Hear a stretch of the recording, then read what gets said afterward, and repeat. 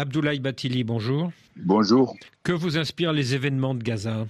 Eh bien, je crois pour tous ceux qui luttent pour la paix dans le monde, ce qui se passe à Gaza est une horreur indigne de l'humanité à ce stade-là. Qu'est-ce qui vous horrifie en particulier?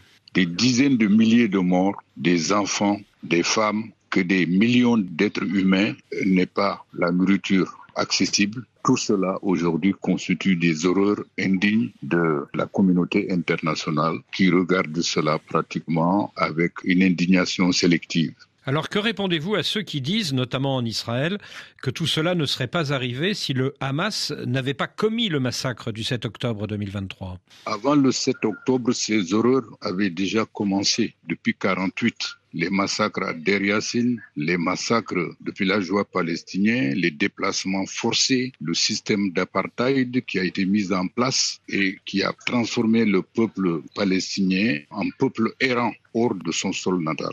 C'est cela qui est la base pour comprendre le 7 octobre, même si on ne justifie pas ce qui s'est passé le 7 octobre. Mais avant le 7 octobre, il y a eu plusieurs massacres, des millions de Palestiniens déplacés dans tout le territoire palestinien. Au regard du droit international, quel est le mot qui convient à vos yeux pour qualifier ce qui se passe aujourd'hui à Gaza? De mon point de vue, c'est un crime contre l'humanité. C'est des crimes de guerre qui sont perpétrés depuis le début de ce conflit. Alors vous dites crime contre l'humanité, d'autres parlent de génocide. Évidemment, c'est un génocide aussi contre le peuple palestinien. Les deux éléments sont liés dans ce cas précis. En Europe, beaucoup de pays comme la France dénoncent ces massacres inacceptables commis par Israël, mais ils se refusent à parler de génocide. Ce n'est pas à un responsable politique d'employer ce terme, c'est aux historiens le temps venu, dit par exemple Emmanuel Macron.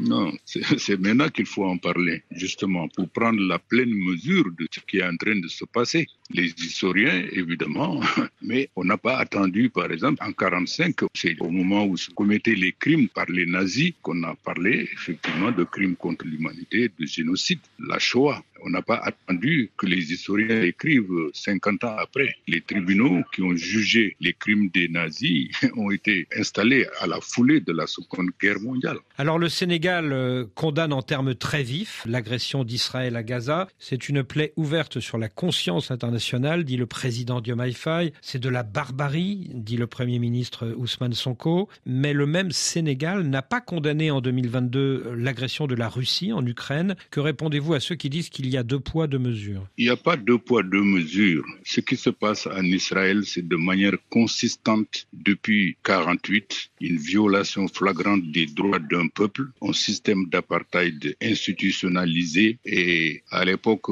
j'avais écrit un article sur la connivence d'Israël avec le régime d'apartheid en Afrique du Sud. Et que pensez-vous de l'attitude des pays européens par rapport à ce qui se passe à Gaza? Eh bien, c'est là vraiment qu'il y a deux poids, deux mesures. Et j'espère que l'humanité va se réveiller à cette réalité et qu'il n'est pas trop tard pour bien faire. Le peuple palestinien mérite d'être considéré. Et c'est pour ça que vous parlez d'indignation sélective? Absolument, jusqu'ici, peut-être pas tous les pays européens, mais en tout cas la plupart. Et nous qui sommes des peuples colonisés, au Sénégal, vous savez, il y a une unanimité en ce qui concerne les positions du gouvernement. Et le président Senghor, à l'époque, a parlé en 1973 de la trilogie de la souffrance. Les peuples juifs, arabes et noirs qui ont été victimes à certains moments de l'histoire, la colonisation, l'esclavage et la Shoah. Et la meilleure façon justement de tourner cette page noire des crimes contre des peuples, c'est justement que l'Europe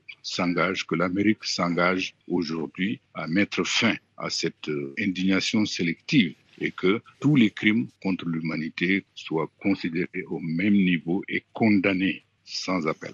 Aujourd'hui, malheureusement, tout le monde peut le constater, Israël fait partie des pays qui sont des fauteurs de guerre et des causes d'instabilité de la paix internationale.